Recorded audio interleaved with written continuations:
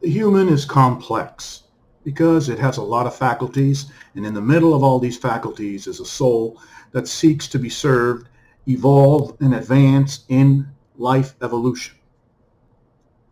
Advance against death, which is the only enemy of the soul. We understand evil in humanity as the animal. Always, the animal is the biggest propaganda there is in humanity, that the animal mind, the animal self, is a site of evil. We have found evil. It's in the animal. Evil can exist in the head. It can exist in the heart. It could exist in the animal. It could exist in the physique. In the case of the animal, there are souls who live for the animal. They live as an animal. They are an animal, a sophisticated animal, right? And those who search pleasure, who search money, who search to have a good time, good partying. They want a big house. They want a yacht. They want the latest cars. This comes from the pleasures of the animal, which means the human has the animal and it's very active. The animal hasn't died because emotions and reason have come about. Animal duality is when the animal takes over the soul completely, right? And the heart becomes weak as a result of the intensity of the animal. When a soul is very, very strong in the animal, the heart becomes weak. The emotions become weak. There's not so much compassion in a person who's very much into pleasure and into money.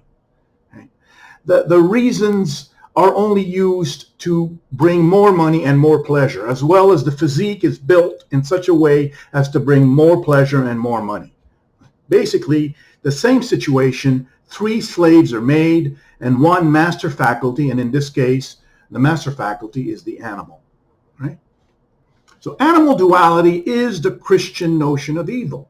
Christ found the animal as evil. That's why in spirituality, the animal is condemned to death. It's not allowed to have any pleasure, any desire, any sex, any wealth whatsoever. Wealth is condemned because it means pleasure. Pleasure is condemned, which is an insanity to condemn pleasure. Right?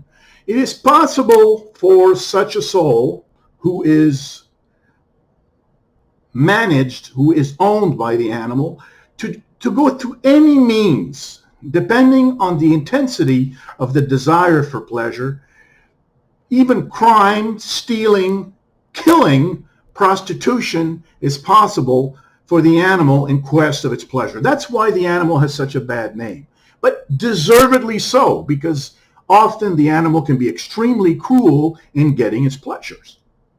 So the animal represents one of 4 possible dualities, one of 4 possible evils.